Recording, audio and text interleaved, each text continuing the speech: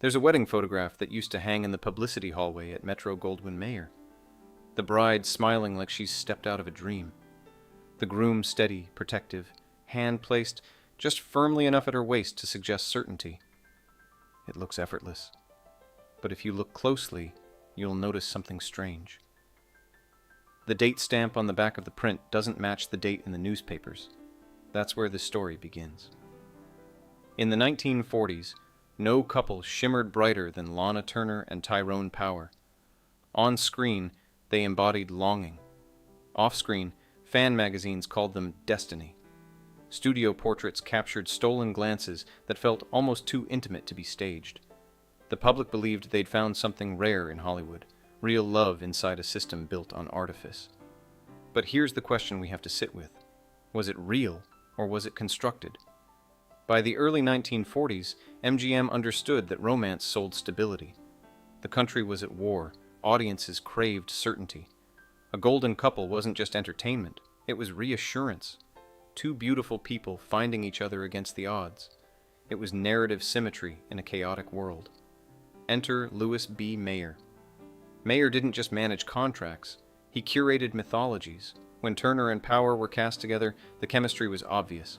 Studio dailies captured something electric, but chemistry alone wasn't enough. It needed shaping, amplification. Publicists began planting stories about off-camera laughter and lingering rehearsals. Columnists received hints that the two were inseparable between takes. Photographs were staged to look accidental. Beach walks, shared cigarettes, late-night departures from studio gates. The escalation started quietly. At first, the romance rumors boosted box office. Ticket sales for their joint pictures climbed. War bond appearances featuring the pair drew enormous crowds. America didn't just watch them, it projected onto them. But here's the unexpected revelation. Internal memos show that early in their pairing, Power was privately involved with someone else. Turner had her own entanglements. Neither was initially pushing for a public declaration. The studio was.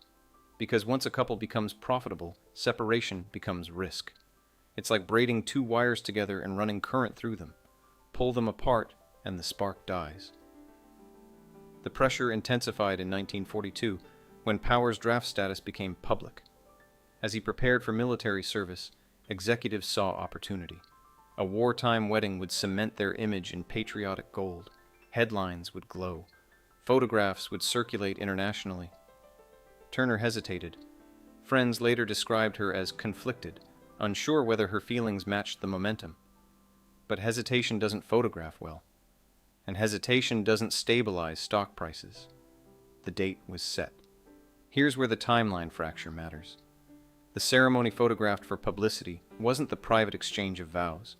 It was a controlled reenactment staged for press access. Lighting adjusted, angles approved, the illusion polished. Love became product. Media spin during this period wasn't aggressive, it was affectionate. Fan magazines framed the wedding as inevitable. Interviews were carefully synchronized. Both stars described finding strength in each other during uncertain times. And yet, privately, letters between Turner and a close confidant reveal strain. She wrote about feeling swept along by something larger than us. That's not a declaration of passion, that's pressure. Power, meanwhile, faced his own contradiction. His public image demanded devotion. His private correspondence suggests restlessness. The war intensified everything. Absence, longing, suspicion. Here's the power shift that complicates the fairy tale. Once Power deployed, the studio's investment in the marriage doubled. Turner's public appearances were framed around loyalty and waiting. Any rumor of her being seen with another man was aggressively countered. Gossip columnists received reminders about national morale. Her independence became a liability. It's like being placed inside a glass case, admired but unable to move freely. And then came the first crack. A European tabloid hinted that Power had been seen in intimate company overseas. The story didn't cross the Atlantic immediately, but studio intelligence networks monitored foreign press closely. Executives convened. If the rumor gained traction, the golden couple narrative could fracture. The response was swift. New photographs of Turner visiting military hospitals were circulated. Headlines emphasized her devotion. The illusion tightened. But privately, the distance between them widened. Letters grew shorter, calls more strained. What had started as chemistry, maybe even affection, was now burdened by expectation, by surveillance, by brand management. Here's the uncomfortable thought as we escalate. When two people are constantly photographed, constantly framed, constantly narrated by others, at what point does the performance overtake the feeling? Because the studio didn't just protect their marriage, it depended on it, and dependency changes love. By 1944, insiders whispered that the couple barely spoke when Power returned on leave. Appearances were maintained, smiles calibrated, public gestures intact, but behind closed doors, something was thinning. The golden couple still glittered on magazine covers. The war was still raging. The studio system still held enormous control over distribution, contracts, perception. Yet inside that controlled narrative, doubt was growing. Was their love ever entirely their own? Or had it been drafted into service the moment it became valuable? After the war ended, the pressure that had bound them together shifted shape. For Tyrone Power, returning from service meant rebuilding momentum. The studio framed his comeback as heroic, a soldier turned star reclaiming the screen. Publicists positioned him as disciplined, mature, stronger after sacrifice. For Lana Turner, the narrative was different. She was cast as the waiting wife, the loyal partner who had held the image together while her husband was away. The story wasn't about her ambition anymore, it was about devotion. That distinction mattered, because roles defined leverage. At Metro-Goldwyn-Mayer, executives understood that keeping the couple aligned in public meant protecting future projects. Their joint appearances were scheduled strategically around release windows. Interviews were synchronized with premieres. Photographs were timed to maximize buzz. Love had become promotional infrastructure. But behind the scenes, the foundation was cracking. War changes people. It changes priorities. Power returned carrying experiences that didn't fit the romantic image built around him. Friends observed distance, moments where he seemed detached during publicity events, performing affection rather than living it. Turner felt it. In private conversations later recounted by close associates, she expressed frustration that the relationship was being interpreted through headlines instead of honesty. She wasn't just reacting to personal tension, she was reacting to constant visibility. The studio responded to any sign of strain with intervention. When rumors surfaced in 1946 that Power had been seen frequently with other actresses on set, MGM's publicity department moved quickly. They arranged a staged dinner outing for the couple. Photographers captured laughter, glasses raised, hands intertwined. It was damage control disguised as romance. Here's the escalation point that deepens everything. Around this time, Power reportedly confided to friends that he felt trapped between personal desire and professional obligation. Ending the marriage would have meant destabilizing contracts, risking public backlash, and challenging the studio narrative that had invested heavily in them as a symbol. Divorce wasn't simply emotional separation, it was financial disruption, and studios treated marital stability like a business asset. If a golden couple fractured, it signaled instability, not just in their relationship, but in the system that constructed it. Media spin intensified to preempt any break. Fan magazines ran features about how Hollywood couples survive separation. Articles emphasized communication and sacrifice. The implication was clear. If problems existed, they were normal obstacles, not structural pressure. But something else was happening underneath. Turner began asserting more independence in her career choices. She pushed for roles that weren't tied directly to her image as Power's counterpart. She sought projects that allowed her to operate outside the marriage narrative. That shift created friction. Power, who had gained global acclaim through war films and adventure roles, also wanted artistic autonomy. Both were individuals with ambitions, but the studio framework preferred them most when they functioned as a pair. It's like two strong currents forced through the same narrow channel. Movement is inevitable, but so is resistance. By 1948, insiders sensed the relationship was no longer sustainable in its public form. The smiles at premieres felt thinner. Photographs captured distance disguised as intimacy. Then came the decisive rupture. Private disagreements escalated into prolonged separation. Official statements framed it as mutual growth. The press softened the separation into a dignified transition rather than a failure. MGM's strategy shifted immediately. Instead of defending permanence, they reframed the breakup as maturity. The narrative became two extraordinary people who once shared a chapter now continue separately with respect.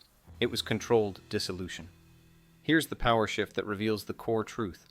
Once the couple no longer served promotional stability, the studio allowed separation.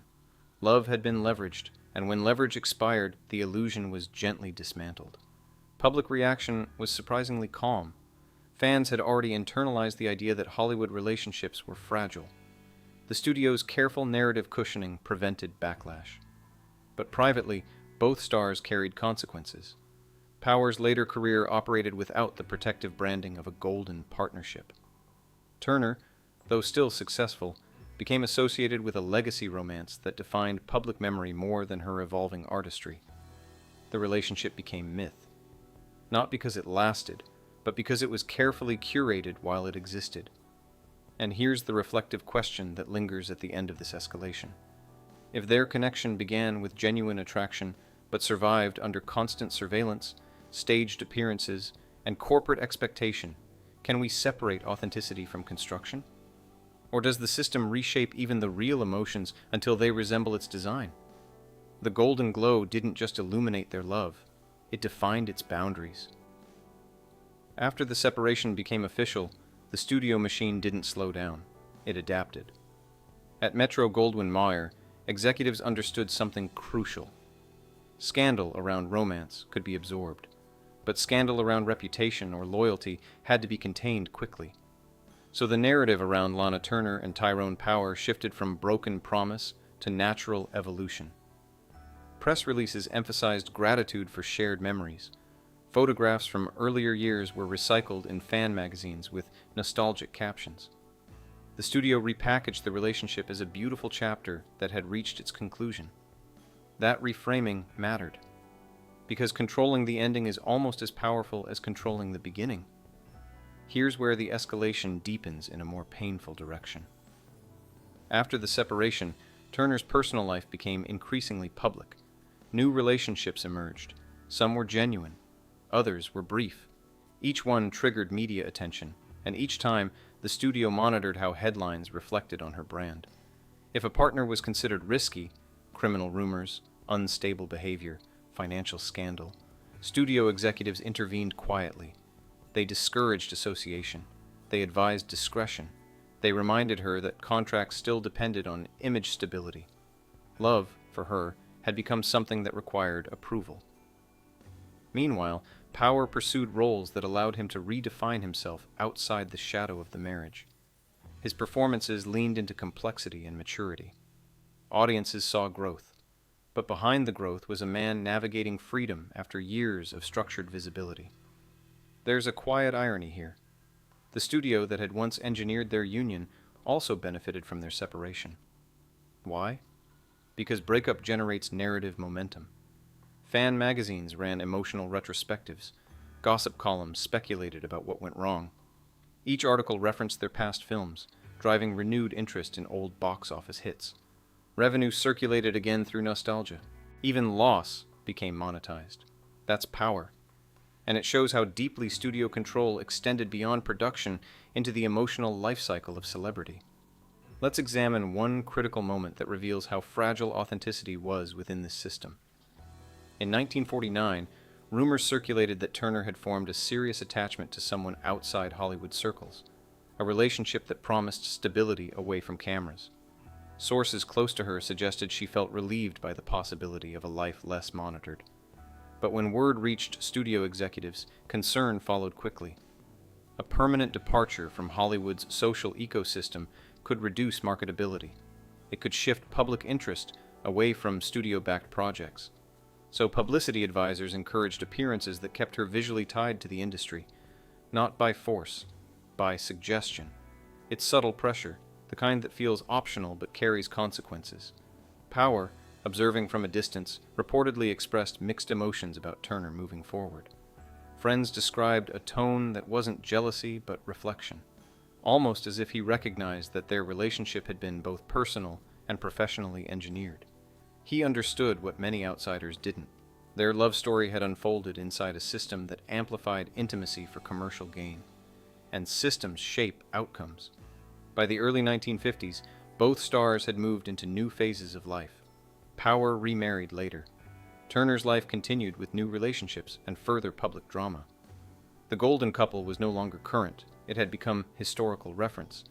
Yet the myth persisted. Photographs from their peak era continued to circulate. Film revivals revived audience fascination. Documentaries framed them as Hollywood royalty whose union symbolized both passion and pressure. But here's the deeper truth. The studio didn't invent every emotion between them. The attraction was real. The chemistry visible in early screen tests wasn't manufactured by executives sitting behind cameras. It emerged naturally. What the studio did was amplify it, package it, and lock it into a timeline that served business interests. They didn't create love from nothing. They intensified it, and then controlled its public lifespan. That distinction matters, because it reveals how power operates in environments where personal identity intersects with corporate structure. The couple loved, the studio leveraged, and when leverage outweighed stability, the relationship unraveled under its own weight. So we return to the core question that started this investigation. Was their love real, or a studio-constructed illusion? The answer is uncomfortable. It was real, but it was continuously shaped by forces that treated it as property. And in Hollywood's golden age, property was managed carefully, not destroyed, managed. That management defined how the world remembers them today, not as two private individuals navigating complicated emotions, but as a branded symbol of romance from a system built to turn feelings into spectacle. The glow we see in old photographs is genuine, but it shines through layers of strategy, and those layers tell us as much about power as they do about love. By the mid-1950s, the mythology around Lana Turner and Tyrone Power had already settled into history, but the imprint of their relationship remained. Here's what makes the final chapter of this story revealing. It shows how control doesn't end when a couple breaks up. It lingers in memory, in archive footage, in the way interviews are framed decades later. Power's career after the marriage carried a subtle narrative adjustment. Without the golden couple branding, his identity became more actor-focused, less myth-dependent. Critics praised his range. Audiences admired his independence. Yet tragedy cut his trajectory short when he died unexpectedly in 1958. His death reshaped public memory again. Suddenly, the relationship with Turner was revisited under a new lens, nostalgia mixed with loss. Obituaries referenced their marriage as part of his defining life chapter. The romance that once boosted box office now became part of our legacy storytelling. That's escalation through time. Turner's life also unfolded under constant public scrutiny. In 1958, years after her separation from Power, she became involved in one of the most sensational scandals of the era. An event that shifted media attention from studio-constructed romance to real-world legal drama. But even then, the reflexes developed during the studio system era were visible. Public statements were coordinated. Legal teams moved quickly. Photographs were controlled. Narrative containment, learned from decades inside MGM's publicity machinery, became part of survival strategy. The system had trained its stars well. Here's the deeper reflection that ties everything together. The golden couple wasn't simply created by studio marketing. It was sustained by it. It was corrected by it. And it was dissolved by it once its value changed. Power within that era operated through three stages: amplification, stabilization, and extraction. Amplification: the studio highlights attraction because it sells tickets. Stabilization: the studio protects the relationship because consistency protects brand value. Extraction: when stability fades, the studio monetizes nostalgia and manages transition. Love existed inside those stages, but it never existed outside them. That doesn't reduce its authenticity, it explains its environment, and environment shapes behavior. Looking back now, historians can trace internal memos that reveal how executives monitored their golden pair the same way they tracked production schedules. They measured public appearances, they assessed rumor risk, they adjusted interviews if tension became visible. Romance was treated like intellectual property, nurtured, maintained, and strategically released. The broader impact of this system extends beyond just Turner and Power. It established a blueprint for celebrity relationships in Hollywood for decades to come. Public pairings became promotional tools. Breakups became narrative resets. Reconciliations became publicity spikes. The template originated in an era when studios controlled contracts, publicity departments, and distribution channels. Today, the machinery looks different. Social media replaces studio press offices. Publicists still operate, but control is distributed. Stars speak directly to audiences, yet the echo of that golden age structure remains. The lesson from this story isn't that love was fake, it's that love became visible through a filter designed to protect profit. And when profit intersects with emotion, management follows. If you stand in front of old still photographs of them together, the beach images, the premiere shots, the staged domestic moments, you see genuine smiles, but you also see lighting decisions. You see composition. You see timing. Those technical choices don't erase emotion, they frame it. And framing determines how history remembers intimacy. So the final answer to our core question, was their love real or a studio-constructed illusion, is layered. It was real in feeling, constructed in presentation, maintained under pressure, and remembered through a system that benefited from both its rise and its fall. The golden glow wasn't pure fantasy. It was real connection passing through corporate architecture. And once that architecture changed, the glow changed with it. What remains today is not just a romance, but proof of how deeply power can shape the way love is seen, recorded, and preserved in Hollywood's history.